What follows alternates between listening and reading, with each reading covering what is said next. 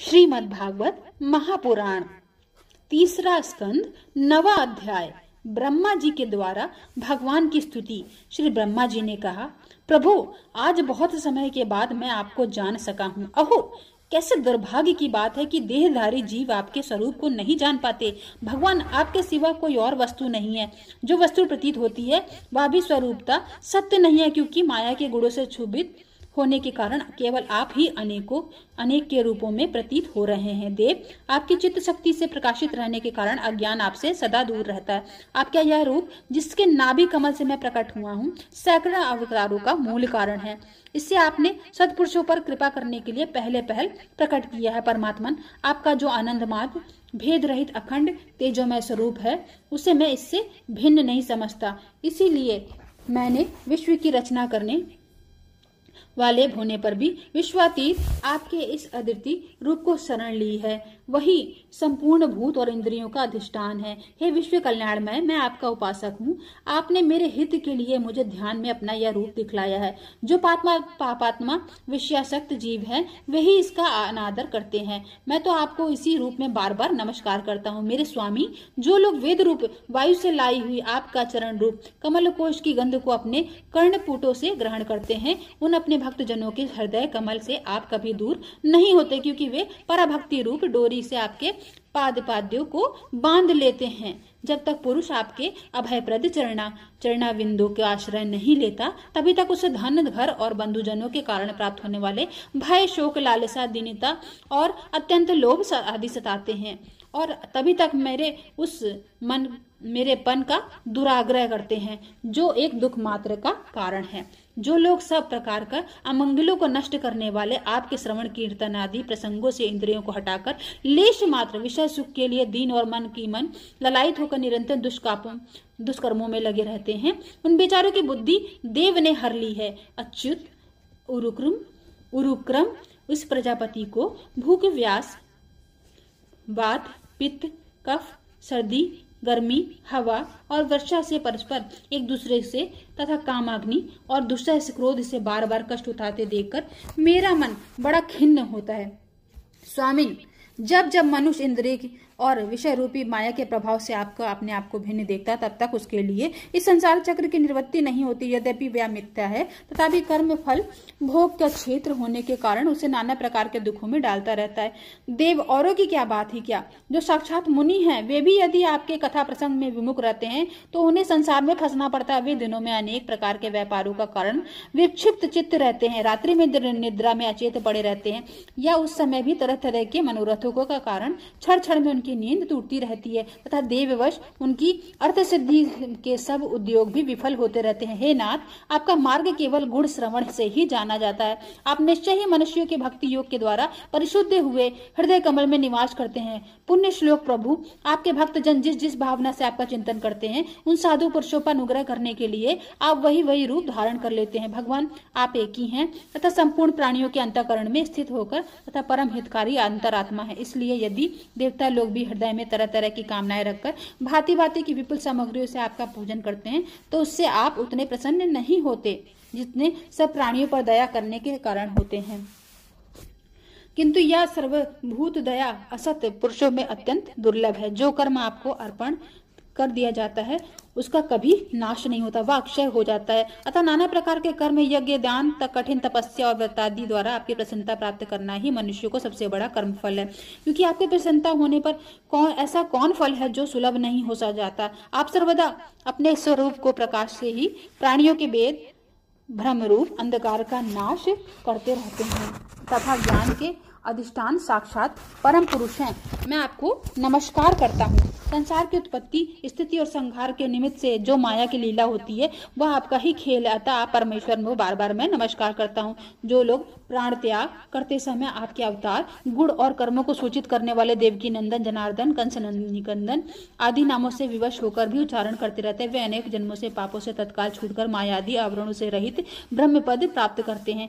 आप नित्य अजन्मा है, मैं आपकी शरण लेता हूँ। भगवान, इस विश्व वृक्ष रूप में आप ही विराजमान हैं। आप ही अपनी मूल प्रकृति को स्वीकार करके जगत की उत्पत्ति, स्थिति और प्रलय के लिए मेरे और अपने और महादेव जी के रूप में 3 प्रधान शाखाओं में विभक्त हुए हैं और फिर प्रजापति एवं मनु आदि शाखा प्रशाखाओं के रूप में फैलकर बहुत विस्तृत हो गए हैं।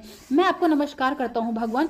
आप ने अपनी आराधना के ही लोगों के लिए कल्याणकारी स्वधर्म बताया है, किंतु वे इस ओर से उदासीन रहकर सर्वदा विपरीत निश्चित कर्मों में लगे रहते हैं। ऐसी प्रमाद की अवस्था में पड़े हुए इन जीवों को जीवन आशा को जो सदा सावधान रहकर बड़ी शीघ्रता से काटता रहता है, वह बलवान काल में भी आपका ही रूप है, उसे मैं नमस्कार करता हूँ। यद्यपि मैं सत्यलोक का अधिष्ठिता हूँ, जो पराद्र पर्यंत रहने वाला और समस्त लोगों का वंदनीय है, तो भी मैं आपके उस काल रूप से डरता रहता हूँ। उससे बचने और आपको प्राप्त करने के लिए मैंने बहुत समय तक तपस्या की। आप ही अधियज्ञ रूप मेरी इस तपस्या के साक्षी, मैं आपको नमस्कार करता हूँ। आप पूर्ण काम हैं, आपको किसी विशेष सुख की इच्छा नहीं है, तो भी मैं अपने बनाई हुई धर्म मर्यादा की रक्षा के लिए पशु पक्षी मनुष्य देवता आदि जीवन नियमों में अपने की ही रक्षा से शरीर धारण करने के आने के लिए लीलाएं की हैं।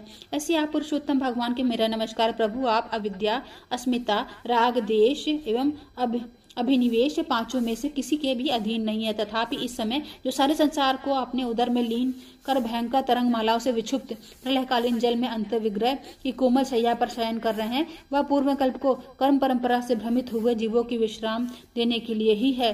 आपके नाभि कमल रूप भवन में मेरा जन्म हुआ। यह संपूर्ण विश्व आपके उदर में समाया हुआ। आपकी कृपा से मैं त्रिलोकी की रचना रूप उपकार में प्रवृत्त हुआ हूँ। इस समय योग निद्रता का अंत हो जाने के कारण आपके नेत्र कमल विकसित हो रहे हैं। आपको मेरा नमस्कार है।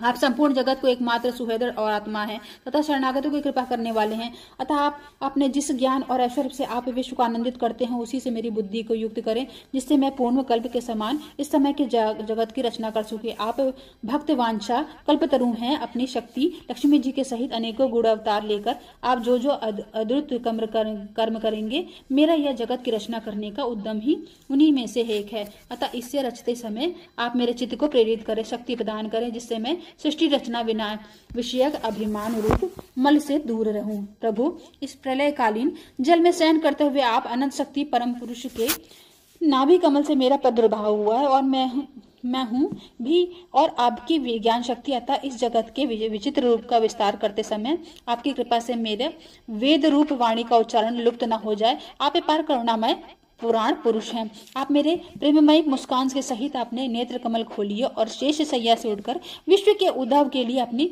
समुद्र वाणी से मेरा विषाद दूर कीजिए। श्री मैत्रेय जी कहते हैं, विदुर जी इस प्रकार तप, विद्या और समाधि के द्वारा अपने उत्पत्ति स्थान श्री भगवान को देखकर तथा अपने मन में और वाणी की शक्ति से अनुसार उनकी स्तुति कर श्री ब्रह्मा जी थके से होकर मौन हो गए। श्री मधुसूदन भगवान ने देखा कि ब्रह्मा जी इस प्रलय जल राशि से बहुत घबराए हुए तथा लोक रचना के लिए विश्व में कोई निश्चित विचार न होने के कारण उनका चित्त बहुत खीन है। तब उनसे अभिप्राय को जानकर वे बहुत अपनी गंभीर वाणी से उनका खेद शांत करते हुए कहने लगे।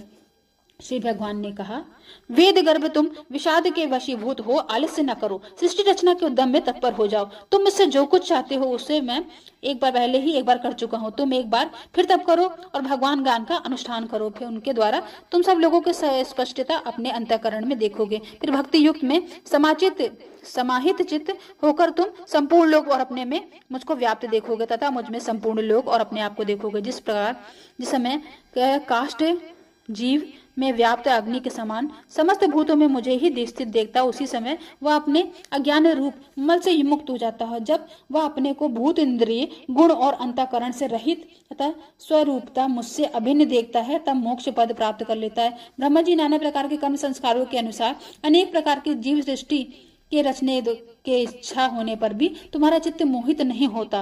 यह मेरी अतिशय कृपा का ही फल है। तुम सबके पहले मंत्र दृष्टा हो, प्रजा उत्पन्न करते समय भी तुम्हारा मन मुझ में ही लगा रहता है। इसी से पापमय रजोगुण तुमको बांध नहीं पाता है।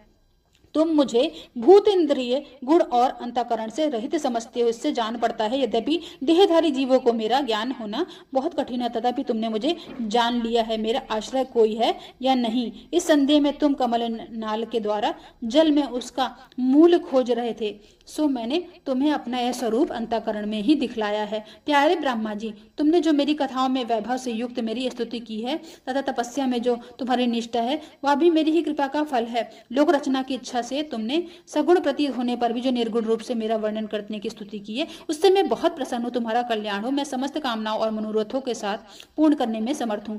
जो पुरुष नित्य प्रति स्रोत द्वारा स्तुति करके मेरा भजन करेगा, उस पर मैं शीघ्र प्रसन्न हो जाऊंगा। तत्ववेताओं का मत है कि पूर्णता, तप, यज्ञ, दान, योग और समाधि, इन साधनों से प्राप्त होने वाला जो परम कल्याणमय फल है, वह मेरी प्रसन्नता ही है। विधाता, मैं आत्माओं का भी आत्मा और स्त्री पुत्रादि मैं प्रियों का भी प्रिय हूँ। देहादि भी मेरे लिए ही प्रिय है, अतः मुझसे ही प्रेम करना चाहिए। ब्रह्मा जी, त्रिलोकी को तथा जो प्रजा इस समय मुझ में लीन है, तुम उसे पूर्व कल्प के समान मुझ में उत्पन्न हुए अपने सर्ववेदमय स्वरूप से स्वयं ही रचो। श्री मैत्री जी कहते हैं, प्रकृति और पुरुष के स्वामी कमल नाभ भगवान सृष्टिकर्ता ब्रह्मा जी को इस प्रकार जगत की अभिव्यक्ति करवाकर अपने उस नारायण रूप में आदर्श हो गए। इतना नवा अध्याय समाप्तम। 10वां अध्याय, 10 प्रकार की सृष्टि का वर्णन। विदुर जी ने कहा, मुनिवर, भगवान नारायण के अंतर ध्यान हो जाने पर संपूर्ण लोकों के पितामह ब्रह्मा जी ने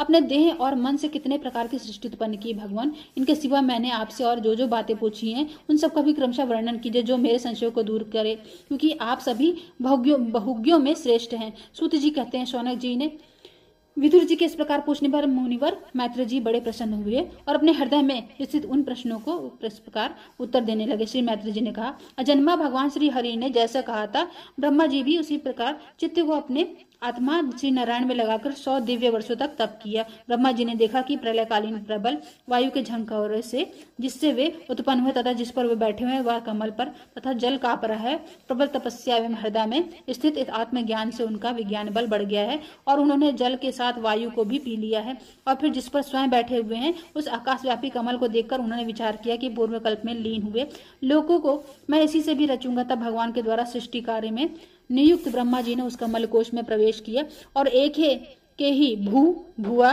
स्व ये 3 भाग किए। यद्यपि यह कमल इतना बड़ा था कि उसके 14 भवन थे। इसमें भी अधिक लोगों को भी रूप में विभाग किया जा सकता है। जीवों के भोग स्थान के रूप में इन्हीं 3 लोगों को शास्त्रों में वर्णन हुआ है। जो निष्काम कर्म करने वाले उन्हें महा, तपा, जना और सत्यलोक रूप ब्रह्म रूप लोक की प्राप्ति होती है। विदुर जी ने कहा, ब्रह्मन, आपने अर्धुतर कर्मा विश्व रूप श्री हरि का जिस काल नामक शक्ति की बात की है, प्रभु आज जिसका कृपया विस्तार पूर्वक वर्णन कीजिए। श्री मैत्री जी ने कहा, विश्व का रूपांतर बदलना ही काल का आकार है। स्वयं वह निर्विशेष, अनादि और अनंत है। उसी के निर्मित बनाकर भगवान खेल खेल में अपने आपको ही सृष्टि के रूप में प्रकट कर देते हैं। पहले यह सारा विश्व भगवान की माया से लीन होकर ब्रह्म रूप में स्थित था। उसी के अव्यक्त मूर्ति काल के द्वारा भगवान ने पुनः पृथक रूप से प्रकट किया है। यह जगत जैसा अब है वैसा पहले ही था और भविष्य में भी वैसा ही रहेगा। इसकी सृष्टि 9 प्रकार की होती है तथा प्राकृत भेद से वे एक 10वीं सृष्टि और भी है।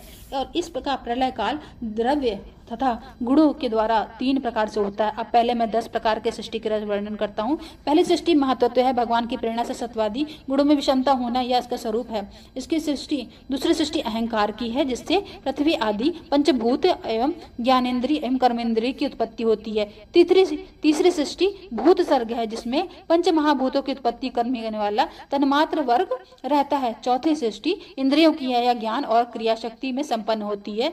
5वीं सृष्टि सात्विक अहंकार से उत्पन्न हुए इंद्रिया अधिष्ठिता देवताओं की है, मन से भी इसी सृष्टि के अंतर्गत है। 6ठी सृष्टि अविद्या है, जिसमें तमिस्त्र, अंधता मिस्त्र, तम मोह और महामोह ये 5 गांठें हैं। ये जीवों की बुद्धि का आवरण और विक्षेप करने वाली है। ये 6 प्राकृत सृष्टियां हैं।